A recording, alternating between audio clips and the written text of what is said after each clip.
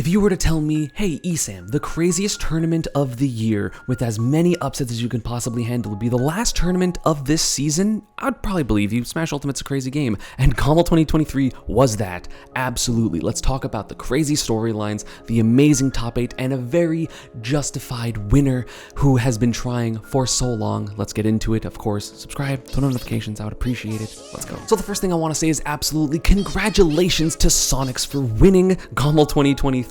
He did so in a very dominant fashion. He dropped 2 games the entire tournament, and I know people freaked out when Leo won the Ludwig Smash Invitational, dropping 1 game. This is only 1 game more. The 2 games were lost to Goblin and Spargo in grand finals, but other than that, Sonix literally destroyed everybody. He 3-0'd Leo, he 3-0'd Zomba, he 3-0'd Tilde, and he 3-0'd and 2-0'd literally every other one of his opponents dominantly. It was an incredible thing to watch. Even if you hate Sonic, it was still very respectable, so congratulations to Sonix. That might have bumped him into the top 5 of players because of another reason that we'll talk about in a second.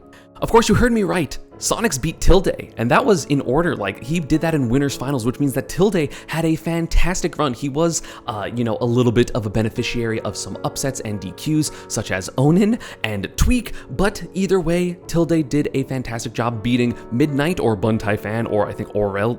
They have multiple tags, and they keep changing it, so I don't know. I know them as Midnight from SoCal, Palutena, and then also 3-2'd Kurama, who of course Kurama is one of the best known players right now, sponsored by KC.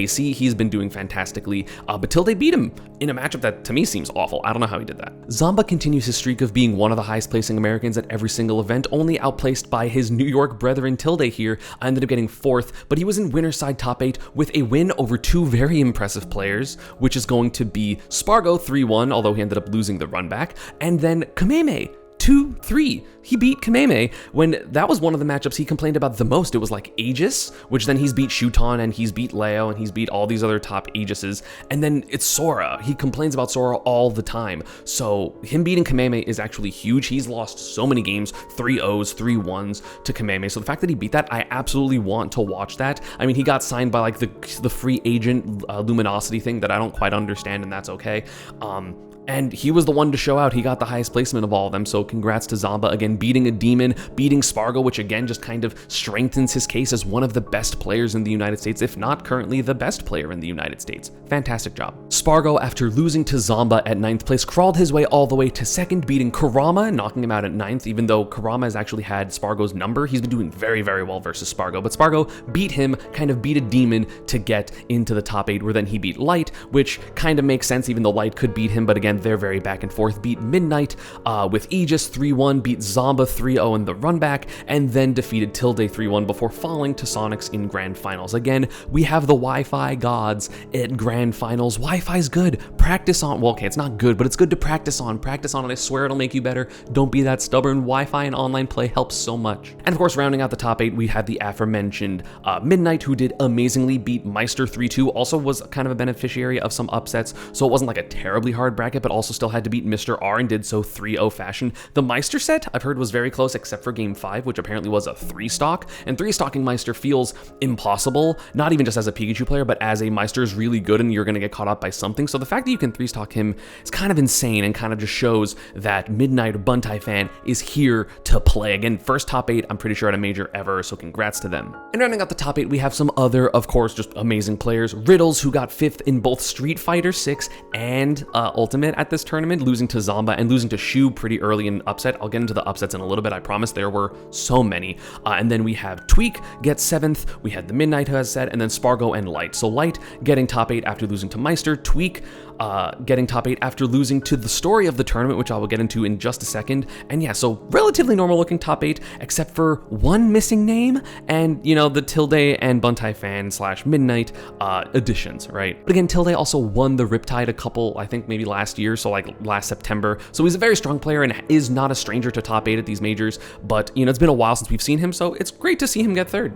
Big Tilde fan. Falco's so sick. So let's talk about some of the upsets that happened at this tournament, because this was probably the most upset-prone tournament that I can remember. So many top seeds fell. And of course, you see the top 8 and you're like, well, that seems pretty normal. I wonder who went to this event. And you look at this like top 32 and you can even wonder then, well, who went to this event? I see like a lot of names I don't recognize. That means it must have not have been stacked. And you could not be more wrong. This tournament was insanely stacked. So of course, the most obvious missing name from top 8 is Luminosity's MKLeo, because MKLeo, again, he's missed a lot of top 8s this season just due to the strength of players. I mean, again, Leo lost to Sonix 3-0, who Leo beat him at Wave Dash a couple weeks ago, so Sonix, I guess, studied up, 3-0'd him, and then lost to Light. And again, Light has set wins on Leo, so that makes sense. I know their Genesis set was incredibly close, so it makes sense that Light would win. But again, Leo falling out of the top 8 once again at one of these majors. For the undisputed #1 player in Ultimate throughout its entire lifespan, it's weird to see Leo maybe not be in top 5. I think maybe Sonix with this win at Gommel kind of usurped him, because Sonix has missed one top 8, which is at Crown the Third, but Leo has missed several, right? And he's only won Genesis for this year. So one major win, both of them have it, even though I think Genesis was technically a more stacked tournament, so it adds a little more. But Sonix has been way more consistent and has a lot just better and more consistent results than Leo does. So maybe Sonix is going to be number 5 in the world, because I think the top 4 are obviously some combination of Tweak, Akola, Spargo, and Mia. I think those are like for sure top 4. Maybe Sonix may get top 4 over Tweak, but I think Tweak, I mean, again, won majors at the beginning, has been very, very, very consistent. I think has only missed top 8 once this whole season, so very impressive stuff. And then we see a couple of other players in this losers bracket that are a little bit surprising, but trying to become mainstays, right? Armadillo, after getting 9th at Battle of BC with his win over Shootone, there is now getting 13th, right? He made a quite a long losers run, beating Black Twins, beating Big Duck Hunt Fan. We'll talk about them in literally just a second, before losing to Karama. But Armadillo, 9th at Battle of BC, which was one of the most stacked tournaments, 13th here,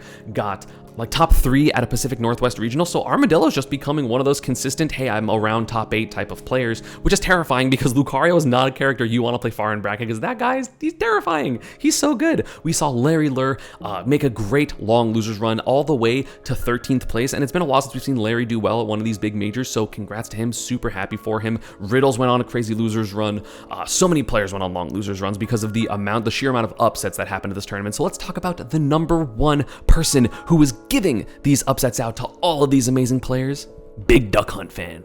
If you've seen her on Twitter, you probably know her for, making an image of the PGR, maybe the beginning of 22 or the middle of 2022, and she literally wrote down all the players and thought, hey, I can beat these people, I would lose to these people, I'm not sure about these people. And Tweak was one of the players that she got the most crap for, and she was like, yeah, I think I can beat Tweak, and people gave her shit because like, oh my god, it's Tweak, just because you play Duck Hunt, that doesn't mean you can win. And let's look at how Big Duck Hunt Fan did in this bracket.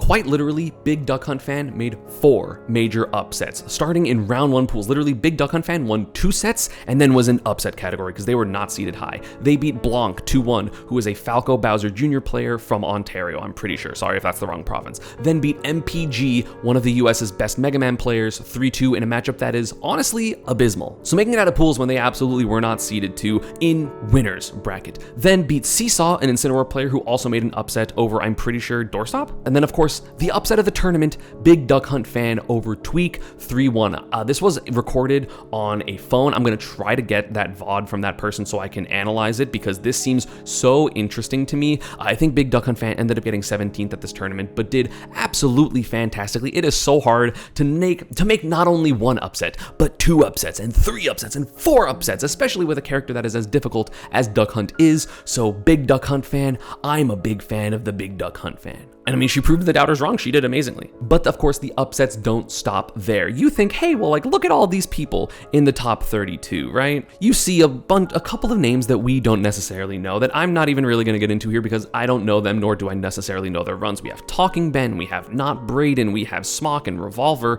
which, like, people from their region know their names. I mean, I know who Smock is. I know who Rox is, right? Who's a great Mexican Sheik player. But maybe you don't know some of these other names. Maybe you don't know Burst, right?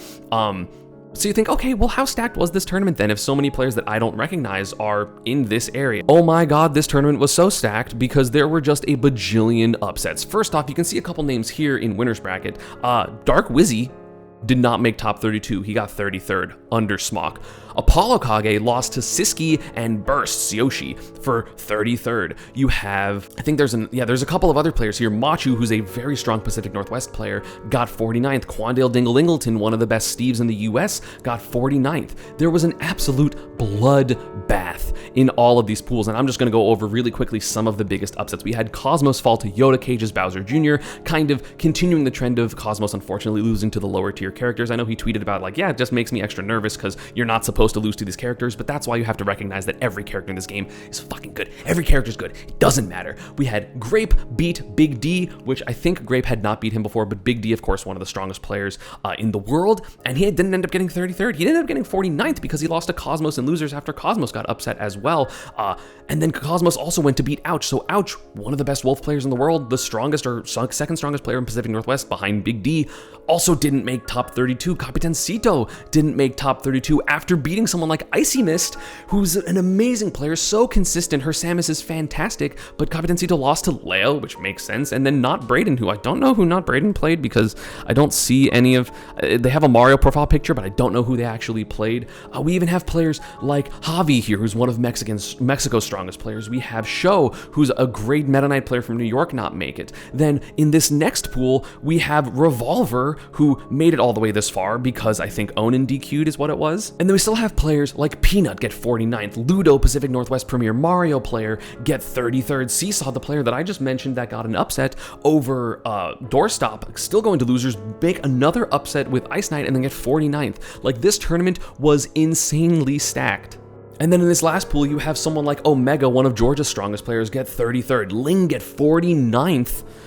Like, what is happening at this tournament? This was absolutely insane. I mean, Ling, again, lost to Mr. R and Riddle, so, like, technically not bad losses. Mr. R actually did very well. Mr. R normally struggles when they come to the States recently, so shout-outs to him. I think he's just a full Sheik main now. But then we have people like, as I said, Ling get 49th, Anathema get 49th, Hungrybox made it to 33rd, Jen got 33rd. Like, there were so many super strong players here, and just everyone was losing. Raven King got 65th after getting top 8 at Combo Breaker. Like, this tournament was absolutely insane. What do you think? What was your favorite upset of the tournament? Please let me know who you would want me to analyze. I'm going over a couple of things already, like Kameme versus Zama. I'm going to go over a couple of Sonic's sets, even though I know I generally don't go over Sonic sets. But he honestly played really aggressively in my head. Like, he played very pressure. There were very few games that I was watching that went to time.